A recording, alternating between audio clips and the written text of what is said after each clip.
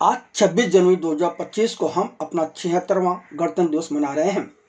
इस बार 76वें गणतंत्र दिवस को स्वर्णिम भारत विरासत और विकास की थीम के साथ मनाया जा रहा है। जब स्वर्णिम भारत की बात हो, विकास की बात हो, विरासत की बात हो, तो हमें अतीत में भी मुड़कर देखने की जरूरत है।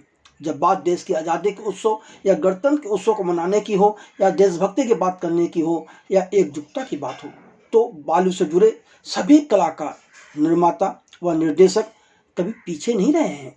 मनोज कुमार से लेकर मेहुल कुमार तक और अब तो अक्षय कुमार तक सभी राष्ट्रवाद व देशभक्ति के जुनून को युवा पीढ़ी में जगाने के लिए लगातार फिल्में बनाते रहे हैं, या उन फिल्मों में अभिनय करते हुए कहीं न कहीं देशभक्ति की लौ को जगाने का प्रयास करते रहे हैं।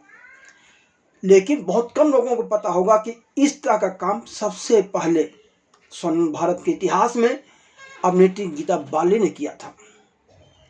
वह देश की पहली महिला कलाकार हैं जिन्होंने आज़ादी मिलने के महज 5 साल के अंदर ही देशभक्ति की लौ जगाने वाली फिल्म आनंद मठ में अभिनय किया था। यह एक अलग बात है कि हेमंत गुप्ता ने अपनी निर्देशन में बनी फिल्म आनंद मठ को देशभक्ति की फिल्म की बजाय ऐतिहासिक फिल्म की संज्ञा दी थी, क्योंकि उनके अनुसार यह कहानी ऐतिहासिक है। बहरहाल आनंद मठ में गीता बाली के साथ पृथ्वीराज कपूर की जोड़ी थी। इसी के अलावा आनंद मठ में अजीत, प्रदीप कुमार और भारत भूषण भी थे। भारत भूषण ने अपने अभिनय करियर की शुरुआत भी आनंद मठ से की थी। इसके ठीक 3 वर्ष बाद गीता बाली ने एक दूसरी फिल्म की जिसका नाम था फरार। इसमें देव आनंद और गीता बाली की जोड़ी थी। यह भी एक देशभक्ति वाली फिल्म थी। इस फिल्म में क्रांतिकारियों की कहानी बयां की गई थी। फिल्म के निर्देशक फनी मजूमदार थे। इतना ही नहीं, बॉलीवुड में गीता बाली एकमात्र ऐसी कलाकार हैं जिन्होंने अपने छोटे जीवन काल और में ही बहुत कुछ काम किया है। 1962 के भारत चीन युद्ध के वक्त में जो मिसाल गीता बाली ने कायम की, वह अब तक एक भी बॉलीवुड स्टार नहीं कर पाया। जी हाँ, यह एक हकीकत है, हम कोई हवाबाजी में बात नहीं कर रहे हैं। गीता बाली ने कभी भी अपने इस तरह के काम का ढिंढोरा नहीं पीटा, जबकि वर्तमान समय में कई बॉलीवुड कलाकार एन के प्रकार बताते रहते हैं कि वह कितने बड़े परोपकारी हैं।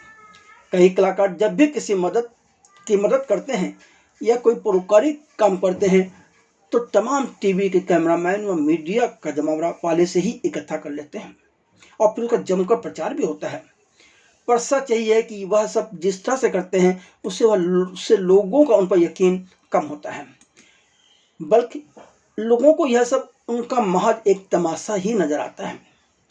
यही वजह है कि आज देश के 76वें गणतंत्र दिवस के मौके पर हमें लगा कि आप सभी को उस पहली परोपकारी व देशभक्त अभिनेत्री गीता बाली से परिचय करवाया जाए, मिलवाया जाए, जिनकी बराबरी बॉलीवुड का एक भी कलाकार नहीं कर सकता। क्या लोगों को पता है कि गीता बाली ने अपनी कमाई का एक हिस्सा अलग रखा हुआ था, जो कि वह जरूरतमंदों को देने में किया करती थी। और मजेदार बात है कि वह पैसा वह उस वक्त के मशहूर निर्देशक किरार शर्मा के ऑफिस के अलमारी में रखाती थी और खुद एक पर्ची लिख कर देती थी। केदार जी उस पर्ची के अनुसार वह पैसा सामने वाले को दे दिया करते थे। इसके अलावा कहीं कोई लिखा पढ़ी नहीं हुआ करती थी। गीता बाली ने अपने जीवन काल में कई लोगों को फिल्म निर्माता भी बनाया। इसके बारे में हम फिर कभी बात कर लेंगे। चलिए, गीता बाली ने 1944 से 1964 के 2 दशक के ही अल्प समय में 75 से अधिक फिल्मों में अभिनय कर एक नया इतिहास रचा था। वह कपूर खानदान की बहू यानी कि अभिनेता शम्मी कपूर की पहली पत्नी भी थी, जिनका 34 वर्ष की उम्र में चेचक बीमारी से निधन हो गया था। इस छोटे से अंतराल में गीता बाली ने कई बेहतरीन फिल्में की। उन्हें फिल्म अभिनेत्री के रूप में तराशने का श्रेय तो निर्देशक किरार शर्मा को ही जाता है। वास्तव में जब पंजाब से मजबूरीवश अभिनेत्री बनने गीता बाली मुंबई माने उस वक्त बम्बई पहुंची थी, तब कोई गीता बाली पर यकीन नहीं कर रहा था। गीता बाली ने कोई एक्टिंग का उस वक्त ट्रेनिंग भी नहीं ले रखी थी, लेकिन किरार शर्मा को गीता बाली में एक कहीं ना कहीं आग नजर आई और उन्हें लगा कि यह बहुत बड़ी और बेहतरीन अदाकारा साबित हो सकती हैं। इसलिए किरार शर्मा ने सबसे पहले 1948 में अपनी फिल्म सुहागरात में उन्हें हीरोइन बना दिया। और मजेदार बात यह है कि 1948 की 7वीं सबसे ज्यादा कमाई करने वाली फिल्म सुहागरात थी। इसके बाद उन्हें फिल्म नेकी और बदी में भी हीरोइन बनाया गया था। बहरहाल समय चलता रहा, गीता ने तमाम फिल्में कर डाली, पर 1952 में निर्देशक हेमंत गुप्ता ने गीता बाली और पृथ्वीराज कपूर को एक साथ लेकर क्रांतिकारियों की कथा बयां करने वाली देशभक्ति से ओत-प्रोत फिल्म आनंद मठ बनाने का इरादा बनाया, जिसे करने के लिए गीता बाली ने बिना कुछ सोचे समझे हामी भर दी।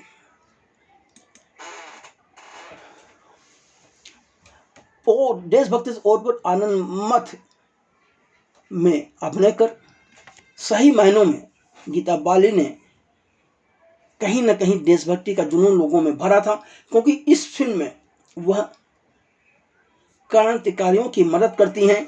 और सबसे बड़ी बात, यह फिल्म देशभक्ति को उत्साह को इसलिए भी जगाती है कि इस फिल्म के गीत वंदे मातरम को कौन भुला सकता है। सबसे पहले इसी फिल्म में यह वंदे मातरम गीत आया था, जिसे हिंदी सिनेमा में सर्वश्रेष्ठ उचित गीतों में से या सर्वश्रेष्ठ रचित गीतों में से माना जाता है। 175 मिनट की आवाज वाली हेमंत गुप्ता निर्देशित ऐतिहासिक ड्रामा वाली फिल्म आनंद मठ 1952 में रिलीज हुई थी। यह फिल्म 1882 में बंकिम चंद्र चटर्जी द्वारा लिखे गए अति चर्चित बंगाली उपन्यास आनंद मठ पर आधारित है। उपन्यास और फिल्म सन्यासी विद्रोह की घटनाओं पर आधारित है, जो 18वीं सदी के अंत में बंगाल में घटित हुई थी। 2003 में 165 देशों में आयोजित BBC वर्ल्ड सर्विस पोल में बंकिम चंद्र चटर्जी द्वारा लिखित, हेमंत कुमार द्वारा संगीत से संवारा गया और लता मंगेशकर द्वारा गाया गया गीत वंदे मातरम को सभी समय के विश्व के शीर्ष 10 गीतों में दूसरा स्थान दिया गया था। फिल्म आनंद मठ में पृथ्वीराज कपूर, भारत भूषण, प्रदीप कुमार, गीता बाली और अजीत मुख्य भूमिका में हैं। प्रदीप कुमार ने इस फिल्म से हिंदी सिनेमा में अपने करियर की शुरुआत की, तो वहीं संगीतकार हेमंत कुमार की भी यह पहली हिंदी फिल्म थी। इससे पहले हेमंत कुमार बंगाली फिल्मों में संगीत दिया करते थे, लेकिन आनंद मठ के बाद हेमंत कुमार को बंगाल वापस जाने की जरूरत नहीं पड़ी। वह मुंबई यानी कि मुंबई में ही रहने लगे और यश मुखर्जी के फिल्मिस्तान स्टूडियो में संगीतकार के रूप में काम करने लगे। आपको जानकर ये भी आश्चर्य होगा कि बाद में इसी आनंद मठ नामक फिल्म को तमिल में आनंद मैडम नाम से बनाकर 1953 में रिलीज किया गया था। फिल्म का संगीत और बैकग्राउंड हेमंत कुमार द्वारा तैयार किया गया है, जो कि हिंदी सिनेमा में उनका सर्वाधिक सफल गीत माना जाता है। इस गीत ने पूरे भारतीय स्वतंत्रता आंदोलन में एक महत्वपूर्ण भूमिका निभाई और अंततः 1947 में स्वतंत्रता के समय इसे राष्ट्रीय गीत घोषित किया गया। वंदे मातरम के लिए कुमार की धुन को अभी भी इस लोकप्रिय व्यापक रूप से व्याख्या किए गए गीत का एक अन्य महत्वपूर्ण संस्करण माना जाता है। आज़ादी के बाद से उस समय हिंदी सिनेमा के सबसे प्रतिष्ठित पार्श्व गायकों में से गीता दत्त ने इस फिल्म में करुणा से मेरे गीत प्रस्तुत किए हैं। इस फिल्म के बाद हेमंत कुमार और गीता दत्त ने कई वर्षों तक सहयोगी कलाकार के रूप में काम करते रहे हैं। आनंद मठ के रिलीज होने के 3 साल बाद गीता बाली ने देव आनंद के साथ निर्देशक फनी मधुदान की देशभक्ति की बात करने वाली और क्रांतिकारियों की कहानी को बयां करने वाली फिल्म फरार की।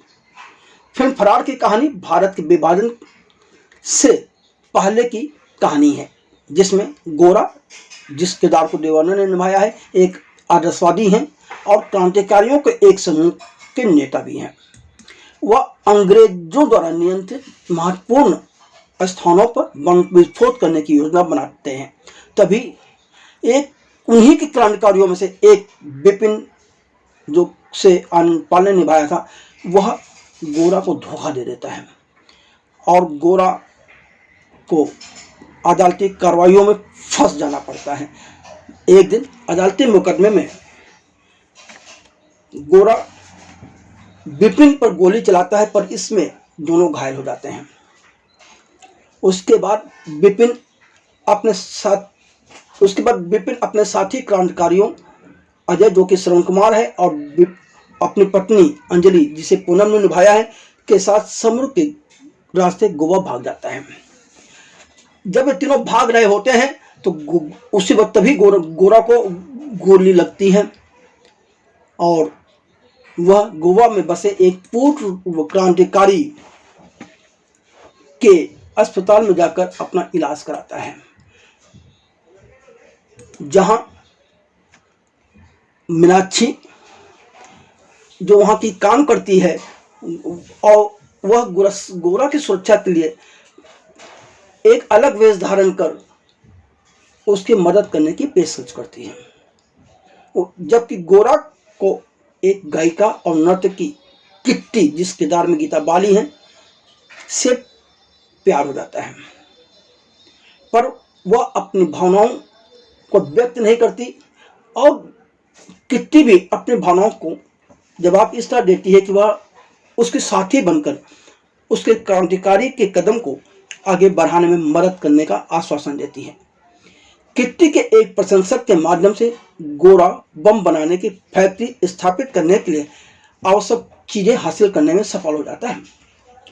वह अपनी इस योजना को सफल बनाने के लिए दृढ़ संकल्पित है। इधर विपिन एक पुलिस अधिकारी के साथ गोवा पहुंचता है और वह गोरा के खिलाफ ही अभियान चला देता है। विपिन और वह पुलिस अधिकारी कुछ दूसरे क्रांतिकारियों के साथ मिलकर गोला बारूद के बक्से ले जाने वाले जहाज को नष्ट कराने में सफल हो जाते हैं और इसी में अंजलि की भी मौत हो जाती है। गोरा के पास अब वहां गोवा से भागने के अलावा कोई विकल्प नहीं बचता है। तब वह किट्टी की मदद से पुलिस द्वारा बनाए गए योजनाओं को विफल कर देता है और इन दोनों के सुरक्षित बंबई पहुंचने के साथ फिल्म खत्म होती है। गीता बाली के देशभक्त होने का इससे भी बड़ा उदाहरण क्या हो सकता है कि 1962 में चीन के साथ युद्ध के दौरान गीता बाली ने सशस्त्र बलों के कल्याण के लिए स्थापित राष्ट्रीय रक्षा कोष में अपने सारे आभूषण दान कर दिए थे।